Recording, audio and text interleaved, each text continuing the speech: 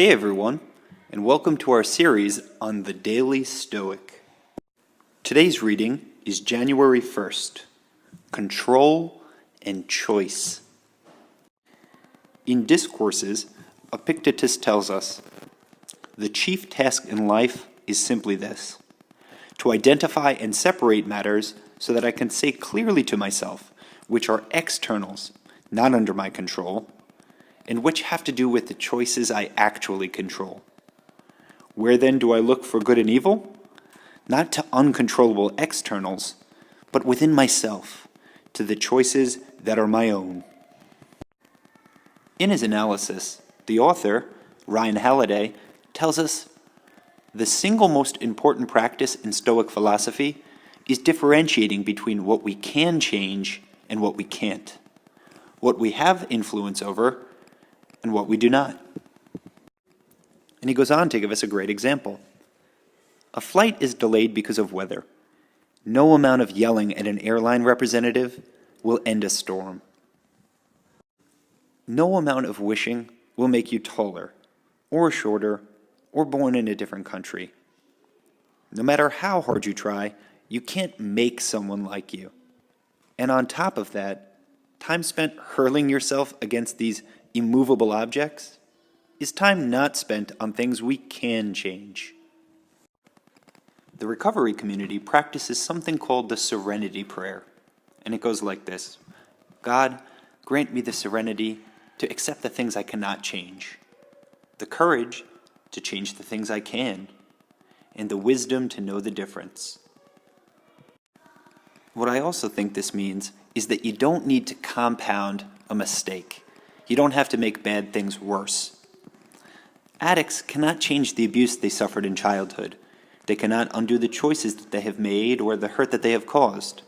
But they can change the future through the power they have in the present moment. As Epictetus said, they can control the choices they make right now. The same is true for us today. If we can focus on making clear what parts of our day are within our control and what parts are not, we'll not only be happier, we'll have a distinct advantage over the people who fail to realize they are fighting an unwinnable battle. Hey guys, so here's what I got out of that reading. In life, there is an immeasurable amount of battles that go on every day. You could have battles with your family, your friends, your coworkers, your children, your students, people at the grocery store, the guy in the car next to you, right? The list goes on and on. And with such a long list, you've got to figure out a way to shorten it. So what I recommend is that you prioritize the things that are worth fighting for. Have a list of 3, 4, or 5 things. Try to keep it countable on one hand, because otherwise you're going to forget all the things on your list. So have that list of a few things, a handful of things that are really worth fighting for.